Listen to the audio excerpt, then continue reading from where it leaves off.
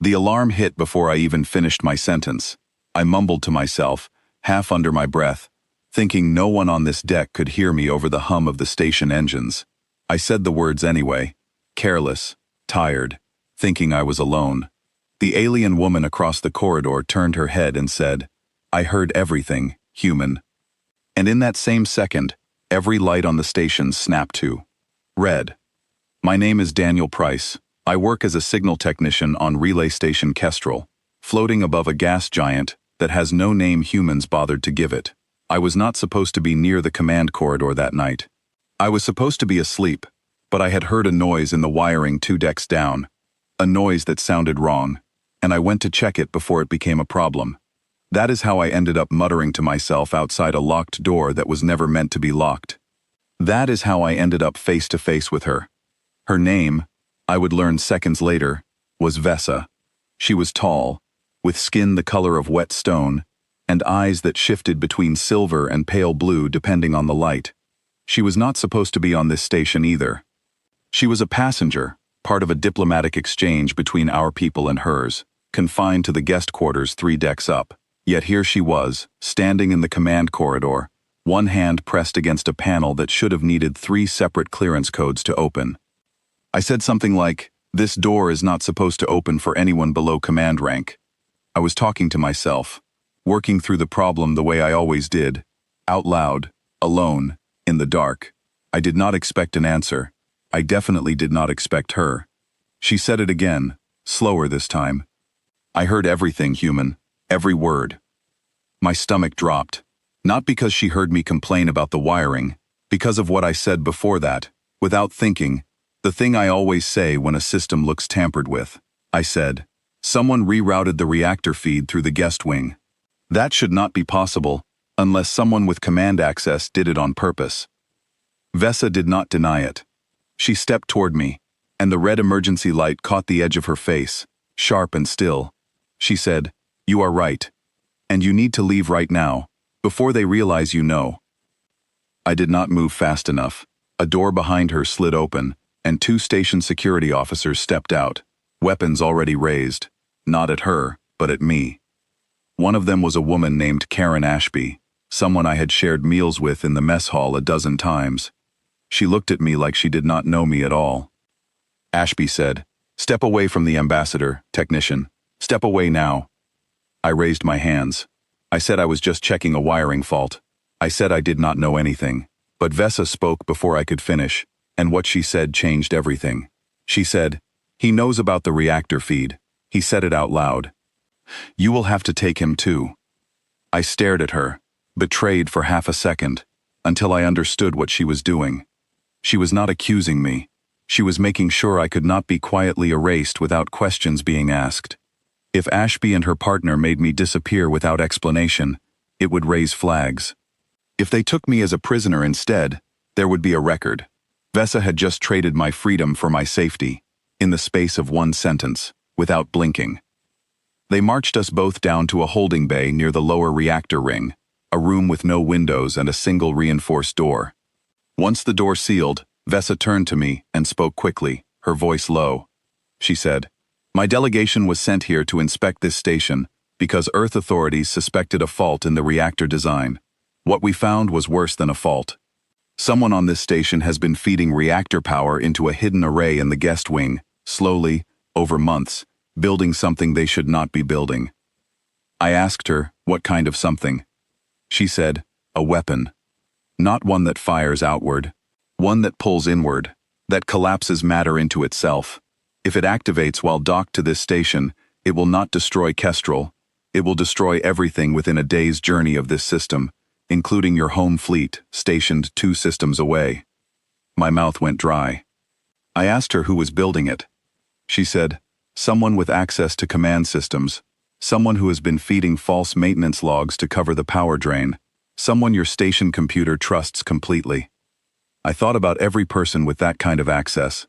There were only 4. The station commander, a man named Peter Wallace, the chief engineer, a woman named Grace Doyle, the communications officer, a young man named Nathan Ellery, and the reactor specialist, a quiet man named Martin Cole who rarely left his post. Vesa said we did not have time to guess. She said the array would be finished within 6 hours, and once finished, it could be triggered remotely from anywhere in the system. We needed to find it and disable it before then, and we needed to do it without anyone realizing we were free. That was when the door hissed open again. Not security this time. It was Grace Doyle, the chief engineer, standing there with a tool case in her hand, and a strange calm on her face that did not match the emergency lighting still pulsing red behind her. She said, "I heard what you told him, Ambassador. That was a mistake."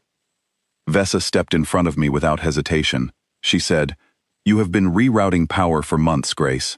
Did you think no one would notice the drain?" Grace said nothing at first.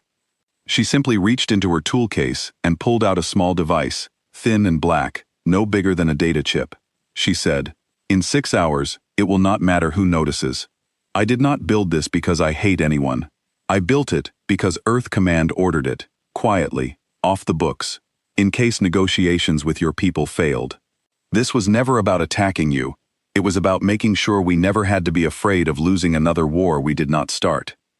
I felt the floor tilt under me, though the station had not moved at all. I asked her if Wallace knew. She said, "Everyone at command level knew.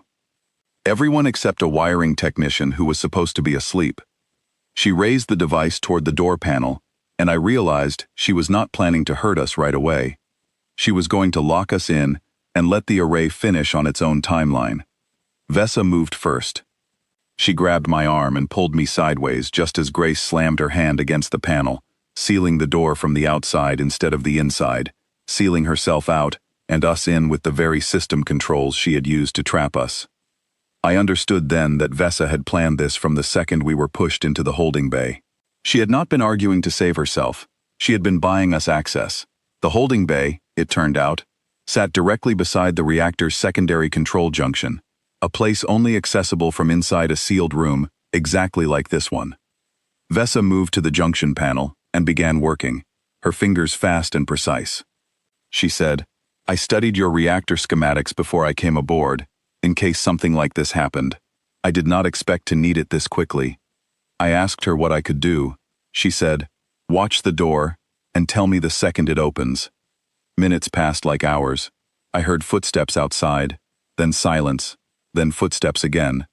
My heart pounded so hard I could feel it in my throat. Vesa worked without speaking, sweat forming along her hairline, a detail that surprised me, proof that whatever species she was, fear still found a way in. Finally she said, "Found it. The array is drawing power through Relay 4. If I cut it here, it stops the buildup, but it also floods this junction with radiation for exactly 90 seconds, long enough to cause serious harm if we are still standing here." I asked if there was another way. She said no, not in the time we had left. I told her to do it anyway. She looked at me for a long second, then nodded and pulled the relay free. The lights in the junction room flared white, then dimmed. A low hum that I had not even noticed until it stopped suddenly went silent. Somewhere above us, the station groaned like a great animal exhaling after holding its breath too long. We waited in the dark for the 90 seconds to pass, neither of us saying a word, both counting silently. When the lights returned to normal color, pale white instead of red, Vesa let out a breath and pressed her hand against the wall, like she needed to remind herself it was solid. She said, "The array is dead. It cannot restart without a full rebuild, and no one can hide that kind of rebuild from station sensors, now that the drain pattern is exposed." The door finally opened, not from Grace, but from station security, responding to the sudden power spike across the whole ship. This time, it was not Ashby pointing a weapon at me. It was Ashby staring at the scorched junction panel, then at Vesa, then at me, trying to understand what had happened in the last 20 minutes that had turned the whole station upside down.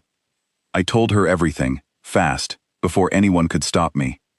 I told her about the reactor feed, about the array, about Grace Doyle and the orders from command that were never supposed to reach a technician's ears. Vesa confirmed every word, calm and steady, the same voice she had used when she first turned to me in that corridor. Within the hour, Grace Doyle was in custody. Peter Wallace was removed from command pending investigation, and I, a technician who was only supposed to check a strange noise in the wiring, Found myself standing beside an alien ambassador in front of half the station crew, both of us being asked the same question over and over. How did you know? How did you find it in time? I only had one honest answer. I said I did not find it. I mumbled something out loud, thinking no one could hear me, and the right person happened to be listening. Vesa looked at me when I said that, and for the first time since the alarms went off, she almost smiled.